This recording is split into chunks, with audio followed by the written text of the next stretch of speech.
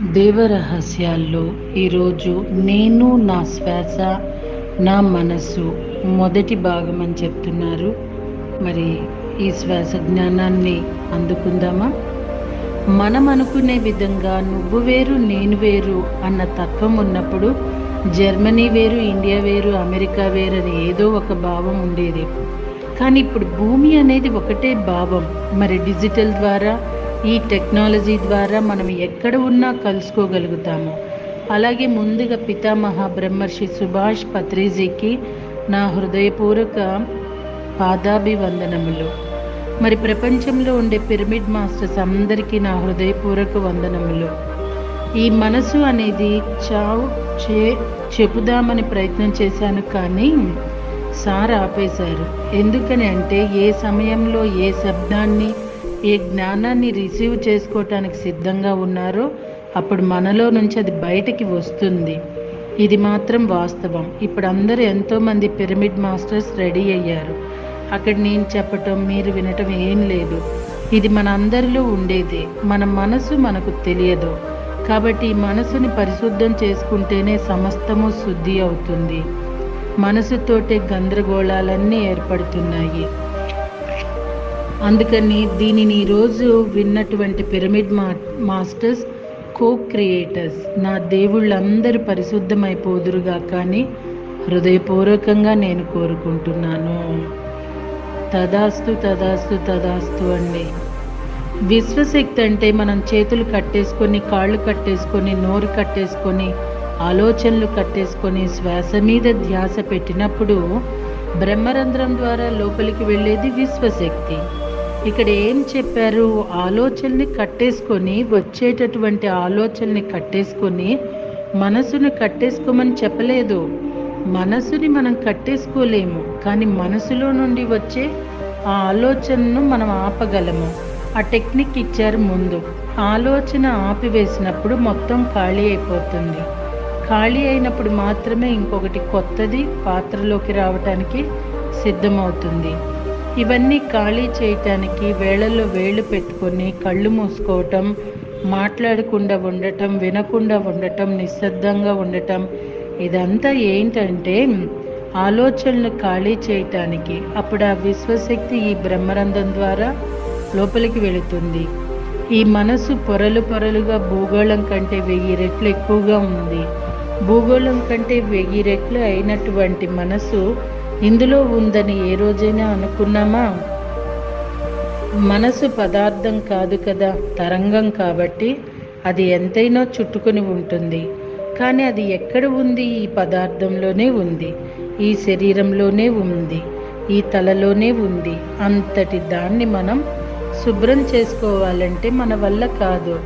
అందుకే పత్రిజీ ఈ టెక్నిక్ని ఇచ్చారు, సంసారంలో నిర్వాణం అని చెప్పారు.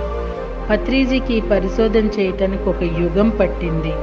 ఎలాంటి నియమాలు లేకుండా, ఎలాంటి షరతులు లేకుండా సంసారంలో ఉంటూ ధ్యానం చేసుకోవచ్చు. ఎన్నో సమస్యల్లో ఉంటూ అనారోగ్యంలో ఉంటున్న వీళ్ళకి అతి సులభమైన మార్గంలో ఎలా ఈ కర్మ నుంచి బయటపడి వెయ్యాలి అనేది ఇచ్చారు. పత్రిజీ గొప్ప ఆధ్యాత్మిక శాస్త్రవేత్త. ఈ ధ్యానం ద్వారా నా అనారోగ్యాలన్నీ పోగొట్టుకున్నాను. మోకాళ్ళ నొప్పి, నడుము నొప్పి, హార్ట్ అండ్ ఎన్లైజ్మెంట్, మరి పైల్స్ ఉండేవి. ఇవన్నీ అసలు ఎలా పోయాయో కూడా తెలియదు. ఏదైనా ప్రాబ్లం వచ్చినా ధ్యానం చేసుకుంటాను, అవి తగ్గిపోతాయి.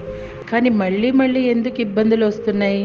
తగ్గిన రోగం ఒక్కొక్కసారి మళ్ళీ ఎందుకు తిరగబెడుతోంది? నాకు తెలుసు, నా ఊపిరితిత్తుల్లో ఆ కర్మ ఉంది అని. అయితే ఆ కర్మని ఎలా క్షయం చేసుకోవాలన్నది నేను సంవత్సరం నుండి పరిశోధన చేస్తున్నాను. ఆ పరిశోధనకు వచ్చిన ఫలితమే ఈరోజు నేను మీ ముందు ఆ ఫలాన్ని మీకు అందజేస్తున్నాను. పరిశోధన చేయకుండా, పైనుంచి మాస్టర్స్ టిక్ పెట్టకుండా, పత్రిగారి ఆర్డర్ లేకుండా నేను నోరు విప్పను. ఎందుకంటే మనం చెప్పింది ఒకరికి మేలు చేయాలి. మేలు చేయకపోతే నోరు మూసుకొని కూర్చోవాలి. ఇక ఇప్పుడు నేను ఇదే శ్వాసను మళ్ళీ గమనిస్తూ కూర్చున్నాను. శ్వాసను గమనిస్తూ కూర్చున్నప్పుడు మొత్తం ఈ శరీరం అంతా ఏమీ కనిపించటం లేదు. ఏదో ఒక జ్యోతిలాగా కేవలం గాలి అలా లోపలికి వెళ్ళటం రావటం అది కూడా స్పర్శ. ఈ శరీరం ఉంటేనే మనకు స్పర్శ తెలుస్తుంది, కానీ ఈ శరీరం కనిపించట్లేదు. ఖాళీ గొట్టంలో నుంచి గాలి వెళుతున్నట్టు వస్తున్నట్టు కనపడుతోంది. అది ఎంతో పెద్ద పైపులో నుంచి వెళ్ళి అది ఎంతో పెద్ద మురికిని పక్కకు తోసి వేస్తున్నట్టు కనబడుతోంది. ఇది ఏదో కొత్తగా కనపడుతుందని మళ్ళీ ధ్యానంలో కూర్చున్నాను. మళ్ళీ పరిశోధన మొదలుపెట్టాను. నా లోపలికి నేను వెళ్ళాను. అక్కడ నాకు ఉచ్ఛ్వాస నిశ్వాసలు కనిపిస్తున్నాయి. ఇంతకు మునుపు తెలియని ఒక విషయం నాకు తెలిసింది. కో-క్రియేటర్స్ అన్నారు. ఈ భూమి మీద అద్భుతమైన ఒక మానవుని సృష్టి వదిలారు. కానీ ఆ అద్భుతమైన మానవుడు ఎవరు? దేవుడే, ఆ దైవమే. అంత ఉచ్చ స్థితిలో ఉండే ఆ దైవత్వం, ఆ దైవం క్షీణించిపోయి మనిషి ఇలా తయారైపోయాడన్నది తెలిసినప్పుడు దిగ్భ్రాంతి చెందాను. అంటే మనము దైవమేనా? మనకు అన్నీ తెలుసా? అన్నీ మనలోనే ఉన్నాయా? ఏ లోకం కావాలంటే ఆ లోకానికి వెళ్ళగలమా? అందరి గురించి ఆలోచించగలమా?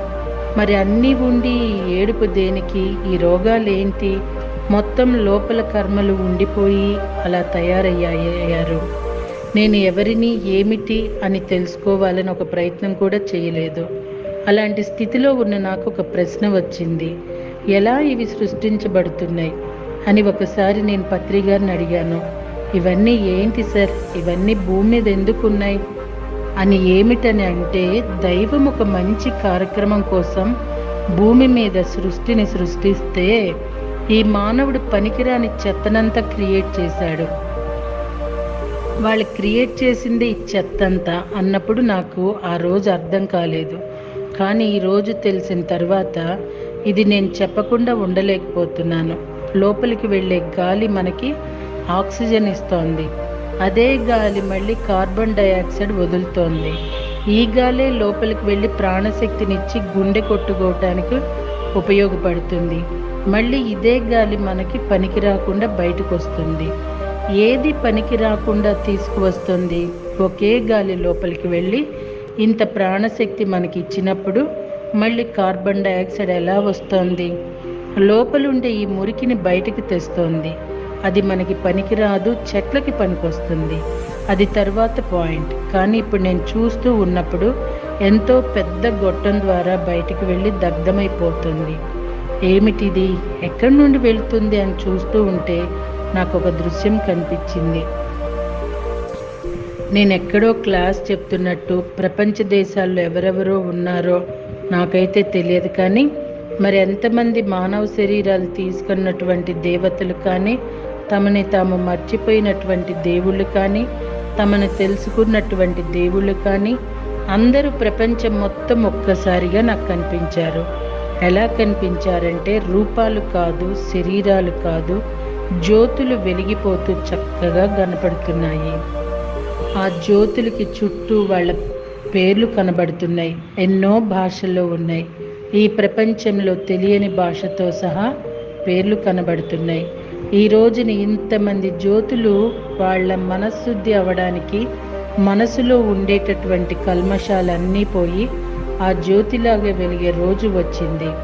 ఎంత అద్భుతమైన దృశ్యం అంటే, మానవ శరీరాలు చూడటమే మనకి తెలుసు, కానీ ఆ లోపల ఉండేటటువంటి అద్భుతమైన స్థితిని నేను మొదటిసారి చూశాను వాళ్ళందరినీ. రేపటి రోజున కంటిన్యూ చేద్దామా అండి? ధన్యోస్మి.